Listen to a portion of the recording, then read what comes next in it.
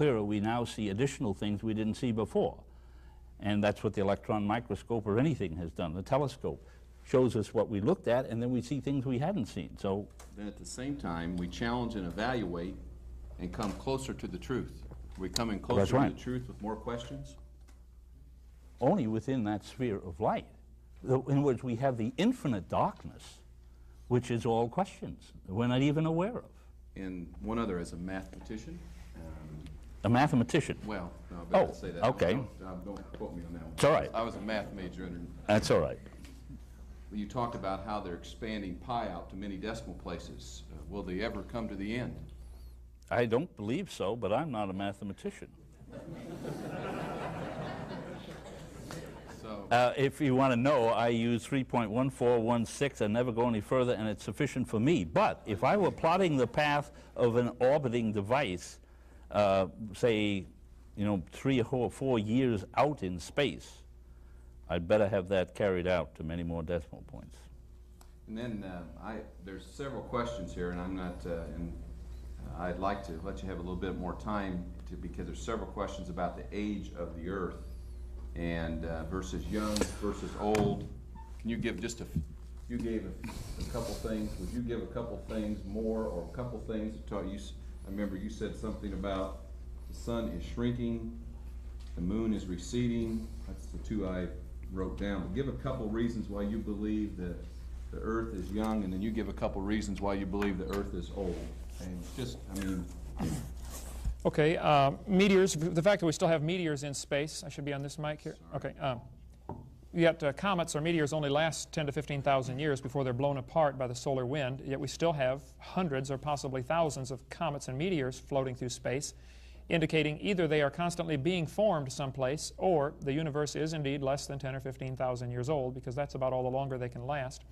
The Earth is slowing down. The spin rate is slowing down. The erosion rate of the continents, at the current erosion rate, the continents would erode flat in 14 million years, which means they have eroded flat 5 times since the dinosaurs died out by evolutionary thinking, just at the current erosion rate. And I know the current theory is the mountain uplifting and seafloor spreading, and I'm familiar with all of that. But that's just an indication that that's a limiting factor. You want things from, is that like what you're looking for? Good. Okay. That's fine.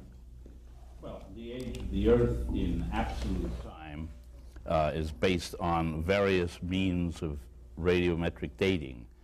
Carbon-14 was mentioned earlier, which, like a thermometer for, say, oral thermometer, which covers a rather narrow range of temperature, carbon-14 was never used or intended by anyone to go back as far as my colleague indicated. It is purely like a limited thermometer. It's a recent one.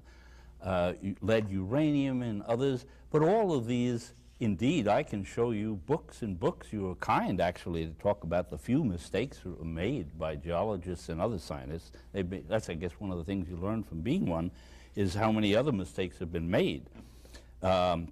History of being wrong, including, I might add, the United States scientists were the ones who most steadfastly held against seafloor spreading and continental drift.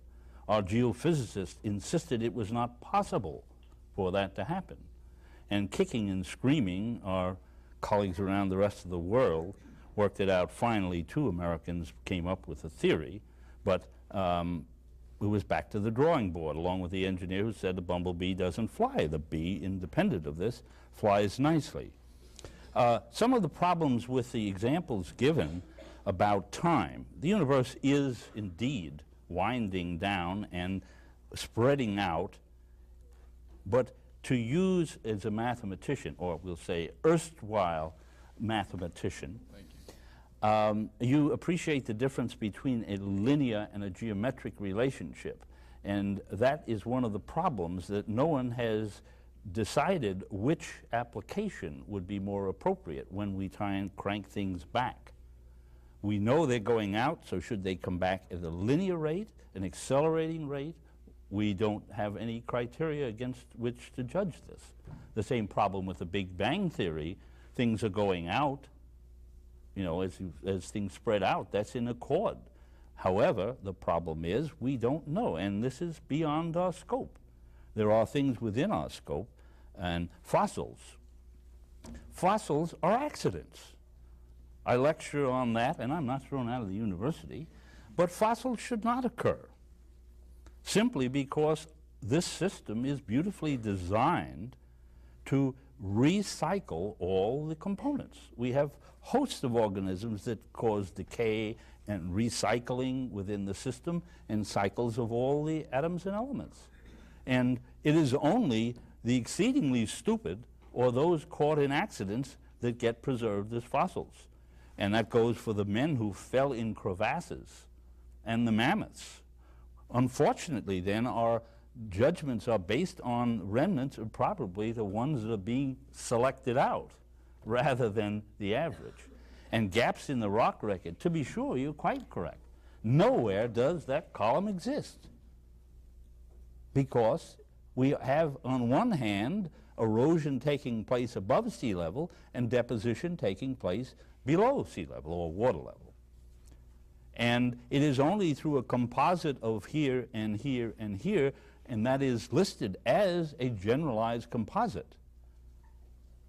But the cumulative converging evidence in seafloor spreading, the process in which our continents are moving about, Good, I was hoping you'd explain that. this essentially pulls these things together in a way that almost makes me suspicious. And a lot of geologists are putting the brakes on lest everyone think that this is a unifying theory with no flaws, for such a theory certainly is not the handiwork of man. And you mentioned, you brought up several questions on Big Bang. I think that was in the news here recently. I know I talked about it on the radio program, and the news article that I read stated how the universe could have come from particle the size of an atom. And you could have won $1 million. That could is a critical operative word. Both of you make a comment on the Big Bang theory from your... It's purely that. And it's based on this cranking back. If everything's going out, they say, aha, then we'll run it back and see when it all comes together. The question is how fast you run it back. And I agree with you. I don't think anybody has the foggiest idea of doing it. And they come back at different times. And they'll be arguing about that at professional meetings for some time. And we'll all go on with our lives completely indifferent to that, I might add. Big Bang. The evidence he's referring to about it spreading out, there are a number of astronomers and geologists that would disagree and say it is not spreading out. The evidence is based on the red shift. We do not know how far away the stars are. We can only measure up to maybe 100 light years using parallax trigonometry, so some people stretch it to 200. I think that's a little beyond credibility, but regardless, it's certainly not millions. We do not know how far away the stars are. They may very well be billions of light years away, and we do not know for sure that they are spreading. There are many astronomers, reputable astronomers, who will say that the red shift is due to other causes that has nothing to do with the Doppler effect of light of the receding universe. So I'm not saying they're not spreading, but I'm saying we don't know that they are. If they are, that still does not prove that it started from one point, a Big Bang. It could have started from one creator, and he could have created them in place with some movement or motion, but we don't even know for sure that they are all spreading from a common point. Should we respond to other comments or just the Big Bang? Just a Big Bang at this point. We'll Okay. get down to... I'd like to find out about, and I think you all can hear me, can you not? Okay, good.